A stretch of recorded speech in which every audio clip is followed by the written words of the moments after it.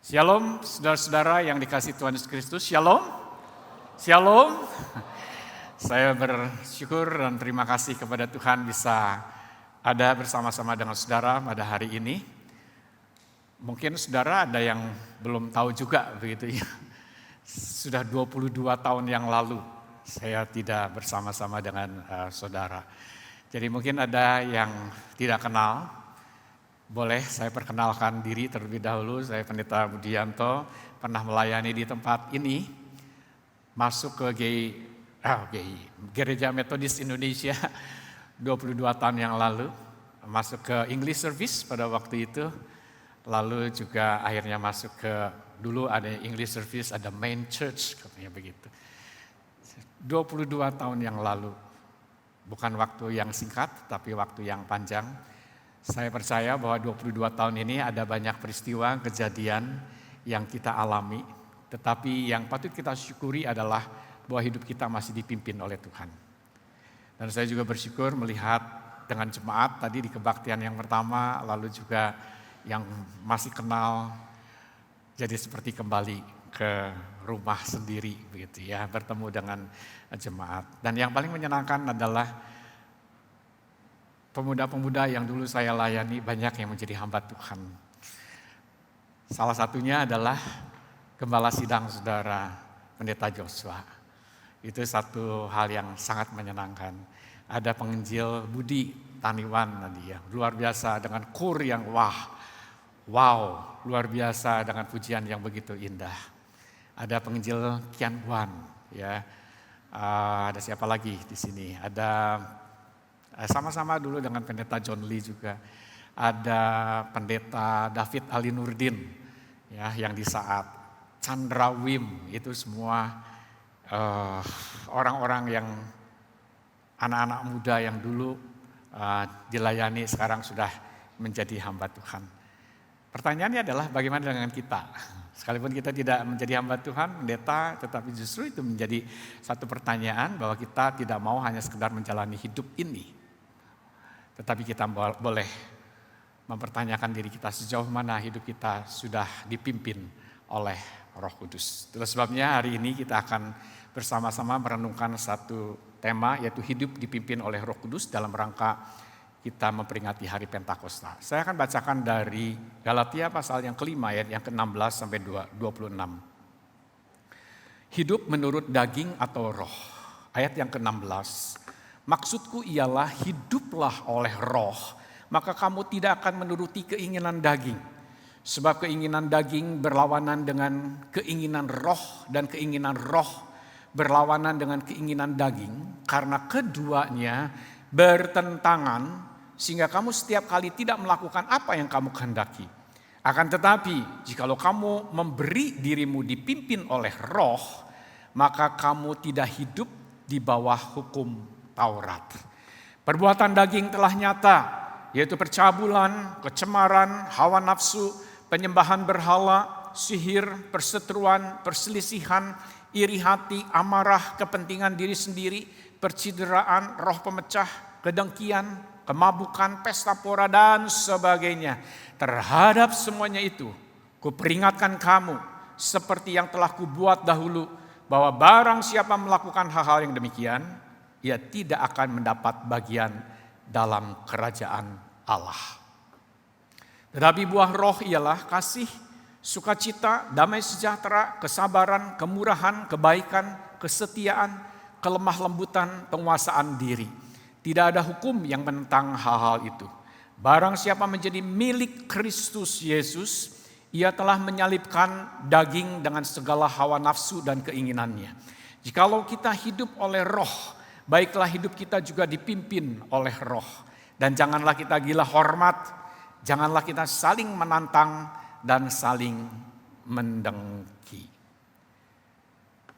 Saudara, ada satu hal yang menarik tentang manusia modern, tentang saudara dan saya hidup dalam satu dunia yang mengalami perubahan yang begitu dahsyat hingga pada saat sekarang ini.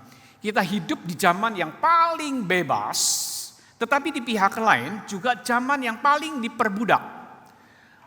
Orang hari ini bisa berkata, jadilah dirimu sendiri. Itu juga mungkin anjuran bagi para motivator yang sering kali didengungkan. Tetapi ironisnya saudara, banyak orang pada hari ini bahkan tidak tahu siapa dirinya sendiri. Kita memang diberikan kebebasan untuk memilih. Kita bebas untuk memilih pekerjaan kita. Kita bebas untuk memilih untuk berbicara atau tidak. Kita bebas untuk tampil di media sosial. Kita bebas untuk menentukan gaya hidup.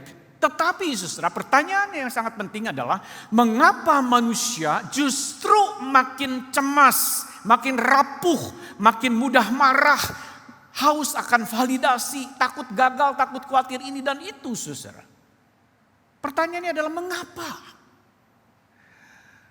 Karena firman Tuhan berkata manusia itu tidak pernah benar-benar netral. Tidak pernah saudara. Kita pun selalu dipimpin oleh sesuatu. Sesuatu itu yang mengendalikan, yang mengontrol, yang mempengaruhi dan yang menggerakkan diri kita.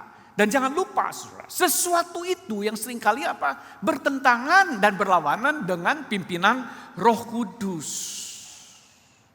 Seseorang mungkin bisa terlihat tenang, kalem, tetapi sebenarnya mungkin pada saat sekarang ini sedang mengalami ketakutan yang luar biasa. Apalagi dengan situasi kondisi ekonomi pada saat sekarang ini. Dolar sudah 17.600, saham makin menurun, banyak usaha-usaha yang semakin sulit. Mungkin kelihatan di luar oke, fine saja, tetapi sebenarnya tidak baik-baik saja. Seseorang mungkin pada saat sekarang bisa bekerja keras, tetapi sebenarnya dia sedang dipimpin oleh kebutuhan untuk diterima. Ada banyak yang kayak begitu. Mau apa? Menunjukkan dirinya, siapa dia. Seseorang mungkin bisa melayani, tetapi sebenarnya dipimpin oleh egonya. Dan inilah sesuatu yang mengejutkan. Paulus menulis surat Galatia pasal kelima ini bukan kepada orang dunia, tetapi justru menulis surat ini kepada jemaat. Artinya apa? Artinya kepada orang yang percaya. Dan orang percaya ini pun masih bisa dipimpin oleh keinginan daging. Ini isunya. Itulah sebabnya dia menuliskan surat ini. Nah saudara, kalau kita melihat Galatia ini, bagaimana mereka sedang mengalami satu krisis yang sangat berbahaya dalam kehidupan mereka sebagai anak Tuhan, sebagai jemaat Tuhan. Mereka sudah percaya kepada Kristus, yes betul percaya kepada Yesus. Tetapi mereka mulai berpikir Christ is not enough for me. Kristus itu tidak cukup bagiku, harus ada plus-plusnya yang lain. Mungkin itu juga menjadi satu pergumulan bagi kita. Kita hidup dalam satu dunia yang banyak kebutuhan, yang banyak keinginan. Kita mengaku bahwa memang kita butuh Kristus. Tetapi seringkali di dalam kenyataan hidup, dalam faktanya, kita berkata atau kita disadari atau tidak disadari, ternyata Kristus saja tidak cukup. Perlu ada plus-plus yang lain. Nah, itu yang menjadi satu pergumulan di dalam jemaat pada waktu itu. Itulah sebabnya Paulus memberikan satu peringatan yang keras kepada mereka. Kenapa? Karena Paulus tahu ketika manusia itu menggantikan karya Roh Kudus dengan usaha diri sendiri, dengan agama, tetapi kehidupan rohani mereka itu akan mati. Saudara, kalau kita pikirkan dan relevansikan dengan kehidupan kita hari ini, saudara, ini sangat relevan. Ini sangat nyambung dengan kehidupan kita. Karena apa? Karena banyak orang Kristen hidupnya itu mungkin penuh aktivitas rohani. Dia melakukan ini dan melakukan itu, kegiatan ini dan kegiatan itu. Tetapi mungkin kosong secara spiritual. Gak ada itu satu relasi yang intim. Gak ada itu emotional attachment dengan Tuhan itu. Atau mungkin kita tahu bahasa gerejawi. Tetapi mungkin diam-diam kita gak punya damai. Rasanya kering rohani kita itu. Kita tahu doktrin yang begitu banyak kita bisa belajar dari YouTube ini, dan dari gereja ini, dari si pembicara ini dan itu. Tapi seringkali kita tidak pernah punya hati yang lemah lembut. Bahkan mungkin kita aktif layanan ini dan pelayanan itu. Tetapi banyak orang yang tidak stabil di dalam hal emosinya, saudara. Kenapa hal itu bisa terjadi? Ini suatu pertanyaan yang sangat penting sekali. Karena apa? Karena kehidupan orang Kristen itu tidak pernah dimaksudkan untuk dijalani dengan kekuatan diri manusia. Itulah sebabnya ada orang yang mengatakan bahwa kekristenan itu bukan self-improvement project. Bukan, saudara. Tetapi kekristenan itu adalah kehidupan yang dikuasai oleh Roh Kudus. Karena apa? Setiap orang yang percaya kepada Kristus, maka dia sudah menerima Roh Kudus di dalam hati dan di dalam kehidupannya. Kalau begitu pertanyaannya, mengapa seorang yang percaya kepada Kristus tetapi hidupnya itu masih penuh dengan kecemasan? Hidupnya itu masih berpusat kepada egonya. Hidupnya itu masih penuh dengan kemarahan. Hidupnya itu penuh dengan kebutuhan-kebutuhan yang atau keinginan-keinginan yang seringkali bukan mendekatkan diri dia kepada Tuhan. Maka Paulus memberikan jawabannya. Paulus mengatakan apa? Sebenarnya akar permasalahan itu bukanlah pertama-tama dari hal yang eksternal kita, di luar kita. Tetapi masalah terbesar manusia pada saat sekarang ini sebenarnya justru ada di dalam dirinya sendiri. Oleh sebabnya ini menjadi sesuatu hal yang sangat penting refleksi bagi kita. Bagaimana keadaan diri kita sendiri, internalnya. Yang tahu adalah saudara sendiri dengan Tuhan. Itulah sebabnya saudara, Paulus menyebut bahwa ada keinginan daging yang harus kita sadari dalam hal ini. Itulah sebabnya poin yang pertama adalah dosa yang paling dalam adalah diri sendiri sebagai pusat hidup. Paulus berkata di dalam ayat yang ke-17, keinginan daging itu berlawanan dengan keinginan roh. Nah, kata daging ini seringkali disalah mengerti, saudara. Seringkali orang berpikir kalau daging itu bicara soal tubuh fisik. Padahal tidak itu. Paulus menunjuk yang lebih esensi lagi. Pada waktu dia mengatakan keinginan daging dan kata daging itu bicara tentang natur manusia. Natur manusia yang memang dikuasai oleh dosa, dipengaruhi, dikontrol oleh dosa dan hidupnya itu tidak lagi taat dan tunduk kepada Tuhan. Dan ini penting, saudara. Daging mungkin kelihatannya tidak selalu jahat di luar. Ya, kadang-kadang mungkin di luarnya sangat sopan. Di luarnya mungkin sangat religius. Orang bisa rajin melayani, rajin memberi, rajin beribadah, tetapi hidupnya tetap dipimpin oleh daging. Ini satu persoalan yang sangat krusial sekali. Lalu pertanyaannya adalah bagaimana mungkin hal itu bisa terjadi? Karena seringkali daging tidak keberatan seseorang itu menjadi religius. Asal jangan sungguh-sungguh mati terhadap diri sendiri. Daging sering memakai hal-hal rohani untuk apa? Untuk mempertahankan ego. Kadang seorang melayani bukan karena cinta Tuhan, tetapi karena identitas dirinya melalui pelayanan itu. Kalau tidak dipakai lagi, akhirnya bisa tersinggung. Kalau tidak dihargai, rasanya kecewa berat. Kalau diabaikan, rasanya semua hilang harga dirinya. Kalau orang lain lebih menonjol, kayaknya mulai jealous, mulai iri hati. Artinya apa? Artinya kalau begitu dan kalau kita masih merasa seperti itu, yang dipertahankan itu sebenarnya bukan kemuliaan Tuhan, bukan kehendak Tuhan, tetapi yang dipertahankan adalah apa? Egonya, keinginan dirinya. Itulah sebabnya hati-hati. John Calvin katakan bahwa hati manusia itu adalah pabrik berhala, pabrik berhala. Dan berhala yang paling berbahaya itu adalah keinginan daging itu yang masih menguasai diri kita. Saudara, coba kita lihat. Kalau betul perkataan John Calvin itu, hati kita itu adalah pabrik berhala. Jangan-jangan ada berhala yang masih kita pegang erat. Dan sulit untuk kita bisa lepaskan. Seorang pastor yang bernama Henry Nouwen di dalam bukunya With Open Hands, menarik sekali. Suatu hari diceritakan ada seorang perempuan di rumah sakit jiwa, rambutnya panjang, terurai, aut-autan kayak begitu, mukanya begitu garang. Lalu akhirnya di tangannya itu dia pegang satu koin yang sangat berarti bagi dia.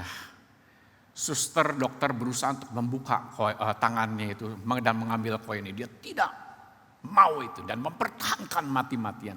Seolah-olah kalau koin itu diambil, dia tidak punya apa-apa dan bukan siapa-siapa lagi.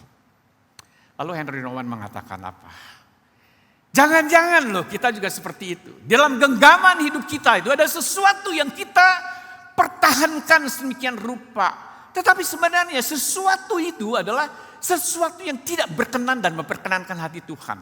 Sebenarnya Tuhan ingin katakan kepada kita, with open hands, buka tanganmu itu, aku akan ambil itu. Karena apa? Sesuatu itu bertentangan dengan kehendakku. Itu tidak mempermuliakan nama Tuhan, tapi justru itu melukai hati Tuhan. Saudara, jangan-jangan loh ada yang seperti itu.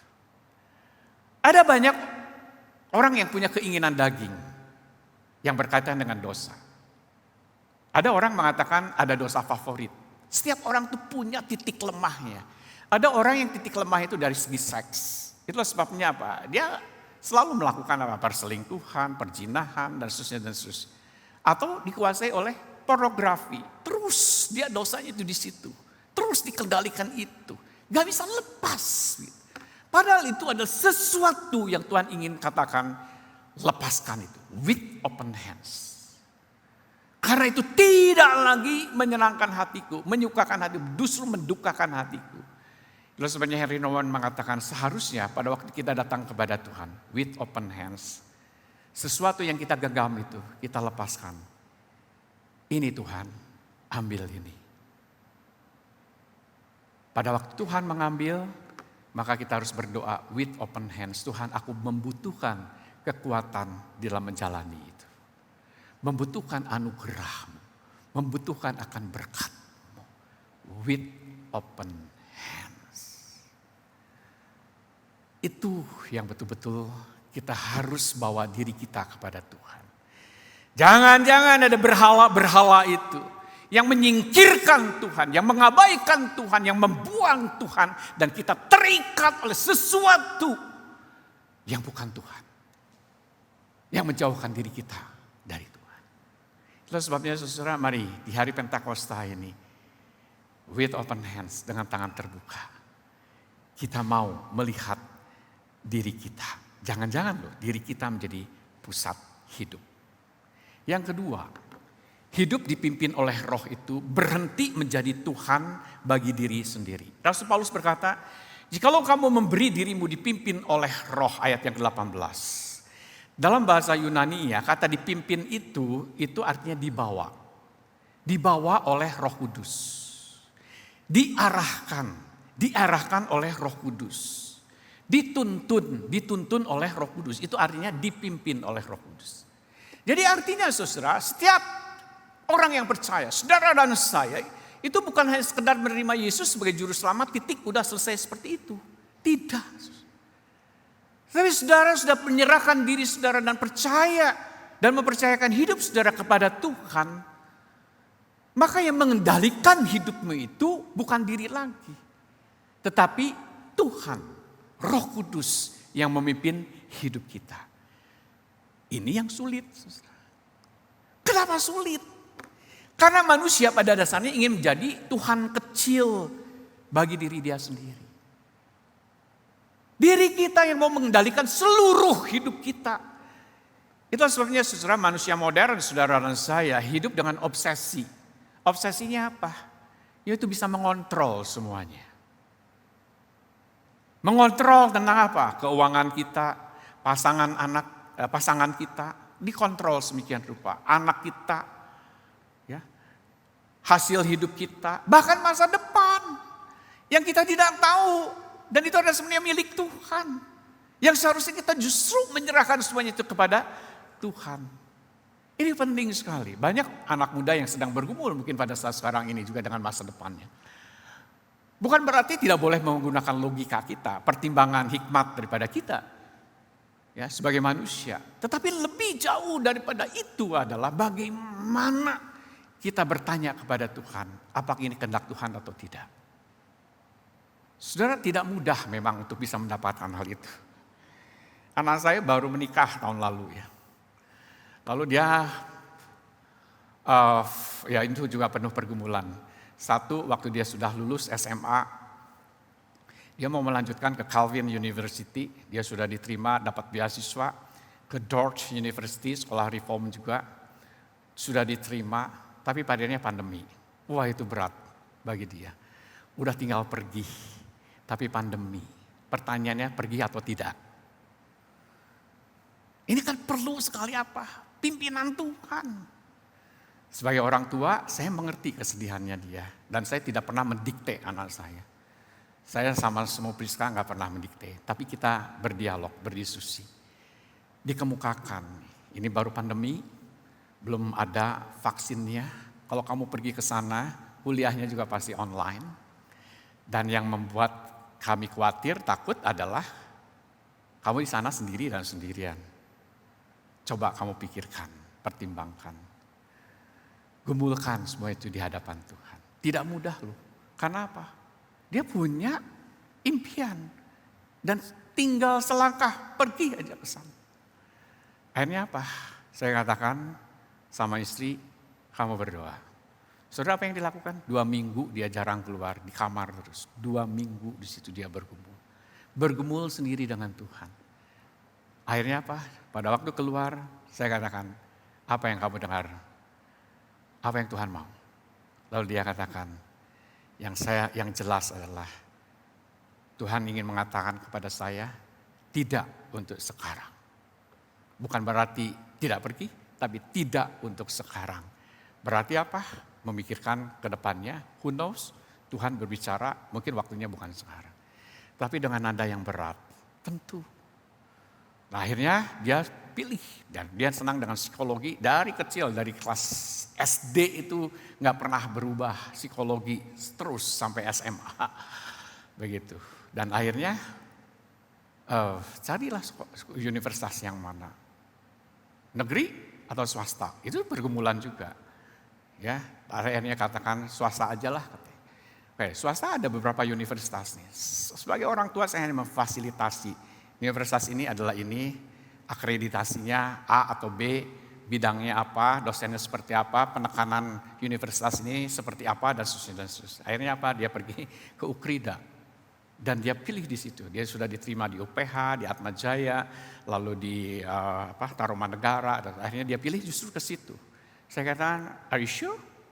Ya. Dan akhirnya dia menjalani itu. Dan punya maksud luar biasa dari Tuhan. Akhirnya apa? Akhirnya singkat kata, susah. Di masa pandemi seperti itu, online kan kuliahnya juga. Tapi justru muncul kepemimpinannya. Ingin kerinduannya untuk berorganisasi. Dulu mana mau dia seperti itu. Akhirnya apa? Dia melamar untuk menjadi anggota BEM mahasiswa. Badan Eksekutif Mahasiswa. Akhirnya apa? Yang mewawancarai pertama itu siapa? Suaminya yang sekarang. Dia yang mewawancarai. Justru dia tertarik kayak begitu. Terus akhirnya mulai ada hubungan di sana. Dan akhirnya apa? Setelah suaminya turun, malah si anak saya ini, si Grace ini yang jadi ketua BEM-nya. Lalu akhirnya apa? Bukannya jadi ketua BEM. Saya bilang kalau kamu pergi ke Calvin, ke Dort, gak dapat suamimu loh gitu. Ada maksud Tuhan di balik semuanya itu. Gitu. Ada rancangan Tuhan. Kalau studi bisa saja nanti sewaktu-waktu Tuhan bisa menyediakan itu. Tetapi yang paling penting adalah peka terhadap pimpinan Tuhan. Ini yang paling penting. Kita tidak bisa mengontrol akan hari esok kita. Kita tidak bisa mengatakan saya pokoknya mau seperti ini. Tapi yang paling penting adalah bertanya kepada Tuhan. Termasuk pekerjaan saudara. Termasuk pasangan hidup saudara. Termasuk di dalam hal keluarga saudara. Apapun itu. Termasuk usaha, membuka usaha yang baru. Tanya sama Tuhan dulu. Saudara punya Tuhan. Pemilik hidup saudara, pemilik masa depan saudara. Jangan lupakan dia. Jangan selalu bertanya dan mengutamakan tentang kepintaran kita, pengalaman kita. Saudara. Kita punya keterbatasan sebagai orang yang percaya kepada Tuhan. Itu sebabnya di sini penting sekali kita biarkan diri kita untuk dikontrol oleh Tuhan. Untuk dipimpin oleh Tuhan, oleh Roh Kudus. Saudara-saudara yang dikasihi Tuhan Yesus Kristus. Memang tidak mudah dipimpin hidup oleh Roh Kudus. Termasuk dalam human relation itu. Saya melihat ada banyak orang yang sedang mengalami hati yang terluka. Dalam kehidupan keluarga. Saya sebagai pendeta sudah lama sekali. Sampai hari ini sudah mau pensiun begitu ya. sudah 64 years old, sekarang tinggal 1 tahun lagi, nunggu untuk pensiun seperti itu. Tapi saya melihat begitu banyak pergumulan orang-orang, terutama ya saya juga sebagai dosen di STB dalam mata kuliah untuk pendidikan berbasis keluarga, saya melihat ada banyak keluarga-keluarga yang sedang bergumul, termasuk mahasiswa-mahasiswa, termasuk juga para pendeta. Dengan apa? Satu isu yang sangat penting sekali, fatherless generation. Fatherless generation itu menjadi satu isu yang sangat penting sekali pada saat yang mengemuka. Pada waktu saya kuliah di Amerika, dosen saya mengungkapkan mengenai masalah isu ini. Amerika itu luar biasa fatherlessnya. Artinya tuh orang yang betul-betul tidak punya sosok figur model, influence dari seorang ayah. Dan hidupnya itu betul-betul seringkali dikendalikan oleh itu. Dan itu bisa terulang seperti itu. Sebenarnya satu isu yang luar biasa sekali pada saat hidup ini. Ada setelah saya memberikan satu ceramah, terutama di kalangan hamba Tuhan yang ada di GE Hock Im Tong tentang isu fatherless ini, saya kasih kesempatan bagaimana bisa mengekspresikan, menceritakan. Oh, ada beberapa juga yang seperti itu. Kepahitan itu masih dirasakan sudah puluhan tahun yang lalu, tetapi seringkali masih mengontrol dirinya, hidupnya. Suatu hari setelah adakan satu seminar mengenai fatherless ini, ada seorang anak muda SMA kelas 3. Dia mengatakan, "Pak, saya termasuk orang yang fatherless. Tidak pernah saya itu bisa berkomunikasi dengan ayah saya. Ayah saya ada secara fisik, tapi ayah saya tidak pernah presence, tidak pernah hadir, tidak pernah punya relasi, tidak pernah berinteraksi, tidak pernah berkomunikasi, tidak pernah punya hati yang connect dengan dia." Dan itu menyakitkan. Setiap hari cuma say hello aja kayak begitu. Gak pernah. Bayangkan saudara, terlukanya dia. Belum mengingat perkataannya, selalu diremehkan, tidak dihargai, merasa dibuang dan seterusnya. Itulah sebabnya sulit sekali bagi orang yang seperti ini untuk diberikan pengampunan. Tapi di pihak lain dia adalah anak Tuhan. Katanya sudah percaya kepada Kristus. Ini bukan satu hal yang mudah. Ini pergumulan yang sangat berat sekali. Tidak mudah. Itulah sebabnya apa? Kuncinya adalah forgiveness sebetulnya. Apapun itu forgiveness. Tapi jangan lupa forgiveness itu harus ada kasih karunia Allah. Kalau enggak mungkin dengan kekuatan sendiri. Kemauan sendiri, enggak akan bisa. Mungkin ya sementara waktu, tapi nanti bisa muncul lagi. Saudara, ini kasih Tuhan Yesus Kristus memang dipimpin oleh Roh Kudus itu tidak mudah. Seringkali yang muncul adalah ego kita. Dan seringkali justru ego kita itu menjadi Tuhan kecil di dalam kehidupan kita. Saudara, inilah Paulus ingin mengatakan, kalau engkau sudah percaya kepada Kristus, maka engkau bukan lagi dikuasai oleh keinginan daging, tapi oleh keinginan roh. Kalau kita dipimpin oleh Roh Kudus, maka hidup kita harus menghasilkan buah. Itulah sebabnya yang ketiga, buah roh itu adalah sebenarnya bukti Kristus hidup di dalam diri kita. Di dalam ayat yang ke-12 pernyataannya dikatakan buah roh ialah, lalu ada kasih, sukacita, dan seterusnya. Paulus tidak berkata karunia roh adalah, tidak.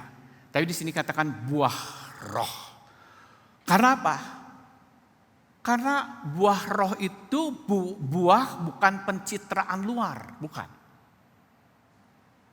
Buah itu adalah hasil kehidupan dari dalam, dari internal, dari pergumulan kita, dari interaksi kita dengan Tuhan, dari komunikasi dengan Tuhan, dan Tuhan berbicara setiap hari kepada kita. Kalau kita tidak pernah berelasi, berinteraksi, berkomunikasi, nggak akan pernah connect kita. Dengan Tuhan juga sama seperti itu, nggak akan pernah connect. Padahal ini penting sekali saudara, buah roh. Karena apa? Karena kita ini terhubung dengan Tuhan. Ini yang paling utama dan terutama. Masalahnya adalah dunia modern menghasilkan manusia yang mungkin connected, terhubung. Ya. terhubung sampai ke dunia di sana yang jauh. Tetapi jangan lupa seringkali connected itu di dalam pengertian seperti itu bukan berarti otomatis bertumbuh. Hari ini saudara orang bisa mendengar khotbah tiap hari. Dari sosial media. Kita bisa tahu tentang teologi yang hebat-hebat, isu teologi yang luar biasa. Seperti itu pada saat sekarang yang berkembang. Bisa kita belajar. Banyak channelnya. Kita bisa aktif pelayanan. Tetapi seringkali kita tahu, termasuk diri kita, karakter kita tuh gak berubah. Ini yang susah loh. Karakter itu gak berubah. Itulah sebabnya saudara Bill Hybels dalam bukunya Courageous Leadership, dia mengatakan dulu kalau dia mau merekrut pengerja, pelayan Tuhan, dia akan selalu mengatakan yang paling penting adalah capability. Ya, capability. Tetapi ternyata orang pinter itu, makin banyak orang pinter, tetapi karakternya gak bagus, chemistry-nya gak ada, susah. Akhirnya ngurusin masalah aja. Lalu akhirnya apa? Dia kadang berubah. Yang paling utama terutama itu kalau mau untuk merekrut pelayan, pengerja, apalagi hamba Tuhan, yang paling penting adalah karakter. Dari karakter itu bisa punya chemistry. Dari chemistry itu baru yang ketiga adalah soal capability. Kenapa capability? Karena capability itu bisa diajar dan diajarkan. Tapi kalau karakter itu susah berubah. Itulah sebabnya saudara, informasi rohani itu tidak otomatis menghasilkan transformasi rohani. Nggak otomatis. Saudara banyak baca buku rohani, ya nggak otomatis. Dengar khotbah ini, khotbah itu, nggak otomatis menghasilkan transformasi rohani, apalagi bertumbuh. Buah roh tidak lahir dari konsumsi rohani. Buah roh itu lahir dari penyerahan diri kita kepada Roh Kudus. Ini yang paling utama. Totally surrender to God. Rasul Paulus kemudian kita lihat memulai buah roh itu dari kasih. Kenapa dari kasih? Karena kasih itu adalah kematian ego. Kasih sejati itu selalu mahal. Itu sebenarnya kasih sejati, kasih yang agung dari Yesus Kristus, mahal harganya. Tak terbayar. Kasih itu berarti mendengar ketika lelah. Nah ini, dalam relasi antara suami dan istri, orang tua dan anak, anak terhadap orang tua. Apalagi mungkin saudara yang masih punya anak kecil, anaknya cerewet lagi ya, ini ditanya ini. Kita mungkin pulang dari kantor, ya pekerjaan yang ini banyak itu lelah kayaknya. Lalu akhirnya seringkali kita mengabaikan hal itu. Padahal bagi dia sangat penting sekali. Sangat penting sekali. Penting untuk menyediakan apa? Hati terutama. Waktu, ruang. Itulah sebabnya saudara, waktu anak saya Grace itu masih kecil, saya gak mau karena apa? Banyak anak hamba Tuhan itu terluka, luka batin. Terus terang aja banyak sekali. Itulah sebabnya diwujudkan, diekspresikan dengan kenakalan-kenakalan yang seperti ini dan seterusnya dan seterusnya. Saya nggak mau. Jadi apa yang saya sediakan? Kalau hari Jumat itu ada yang namanya family day. Setelah dia pulang sekolah, saya sama istri, sama Bu Priska akan ajak dia. Kamu mau kemana? Pergi ke mall, kita makan, kita nonton, sambil diberikan value-value kekristenan. Jangan langsung ayat, karena dia udah, kalau orang Jawa, blenger gitu. Udah mabok terlalu banyak kayak begitu. Value-value-nya ditanamkan, diskusi dengan dia tentang hidup dan kehidupan. Nonton Keluarga Cemara misalnya. Setelah itu kita makan, diskusikan. Kamu apa dari perspektif kamu, pandangan kamu? Diskusi seperti family day itu ditanamkan dari kecil. Sampai dia SMA, sampai dia kuliah. Tantangannya besar gak? Oh besar. Nanti teman-temannya tuh, yuk kita pergi yuk hari Jumat dan seterusnya. Masa sih kamu gak mau terus dan seterusnya dan seterusnya. Tapi dia tetap, saya punya family day dengan papi mami saya. Kalau saya dengan jemaat, saya punya janji. Iya, gak bohong dong. Jangan lupa loh, pelayanan terhadap keluarga, terhadap anak, terhadap istri, terhadap suami, itu juga pelayanan bagi Tuhan. Dan dibentuk dari situ. Sehingga apa? Kita bisa mengetahui tentang pergumulan. Itu bagaimana kita menyediakan hati kita. Tuhan selalu hadir dan Tuhan selalu ada dan sudah ada di samping saudara. Karena dia Allah yang menyertai kita, Immanuel. Tetapi sering kali kita absen, sering kali kita tidak mau peduli akan hal itu. Padahal dia sudah ada di depan kita. Tinggal ngomong. Itulah sebabnya masalahnya adalah hati. Kita gak punya hati. Padahal Roh Kudus ingin hati kita ditata kembali oleh Dia. Saudara yang dikasihi Tuhan Yesus Kristus, lalu akhirnya apa? Paulus menutup dengan apa? Dengan penguasaan diri. Nah, ini sangat relevan sekali. Ini yang seringkali sulit untuk dilakukan, penguasaan diri. Karena dunia ini kehilangan kemampuan untuk berkata tidak, saudara. Semua didorong dengan cepat bereaksi. Di dunia media sosial cepat sekali kita memberikan tanggapan, cepat sekali kita memberikan respon, bahkan menghakimi. Jadi kita tinggal ketik, langsung reaksi kita. Cepat marah, cepat menghakimi, cepat konsumtif. Tetapi Roh Kudus menghasilkan manusia yang mampu berkata, saya tidak harus mengikuti semua dorongan hati saya yang distimulat oleh dunia ini. Itulah sebabnya saya harus memilih dan memilah mana yang yes dan mana yang tidak. Mana yang memang Tuhan kehendaki dan mana yang tidak. Dan ada kalanya memang sulit saudara untuk memiliki hati yang seperti itu. Ada kalanya apa? Ada orang yang melukai kita, menghakimi kita, menggosipkan kita, panas hati kita. Langsung panas, gak bisa diam. Lalu kita memikirkan bagaimana cara membalas dia. Saudara, pendeta juga tidak imun dengan seperti itu. Ada kalanya harus menghadapi itu. Tetapi satu filsafat dari Stoicism, ada bagusnya juga. Dia mengajarkan apa? Dia menasihatkan apa? Kalau ada orang yang menggosipkan kamu, menjelek-jelekan kamu, mau menjatuhkan kamu. Kamu tidak bisa mengontrol, mengendalikan pikirannya, perkataannya, ya tindakannya. Gak bisa. Itu haknya dia. Tapi yang bisa kamu kontrol adalah responmu.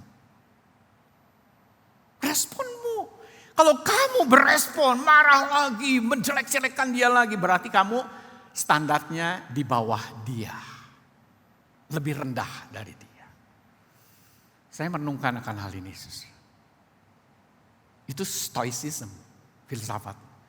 Tapi saya merenungkan lagi, Yesus lebih lagi daripada itu. Pada waktu dia difitnah, disiksa, dan seterusnya, dia diam. Diam. Lalu dia mengatakan biar kehendak Bapa yang jadi. Wow, luar biasa. Itu hidup dipimpin oleh Roh Kudus. Secara manusia mungkin itu bodoh, itu kalah. Itu kamu betul-betul diinjak-injak oleh orang, harga dirimu dan seterusnya. Tetapi jangan lupa dari perspektif Allah, justru itulah kemenangan yang sejati. Saya nggak tahu pergumulan hidup saudara pada saat sekarang. Tapi itu kan perlu disiplin rohani untuk bisa sampai itu. Disiplin rohani. Sejauh mana relasi kita dengan Tuhan? Kembali itu, relasi. Melalui apa? Melalui doa kita. Melalui firman Tuhan yang kita baca, yang kita pelajari. Melalui persekutuan. Melalui refleksi diri. Refleksi diri, itu penting sekali. Semakin tambah usia, semakin tambah refleksi dirinya itu. Banyak. Setelah Grace menikah, tinggal berdua kan. Rada aneh sih gitu hidup berdua. Kok ini ada sesuatu ya. Mungkin ada yang anaknya udah sudi keluar mah udah biasa kayak begitu. Tapi ini aneh loh. Kayak ada sesuatu yang hilang. Ibu bisa menyesuaikan diri lagi perasaannya dan seterusnya. Ada sesuatu yang berbeda kayak begitu. Lalu bertanya kan.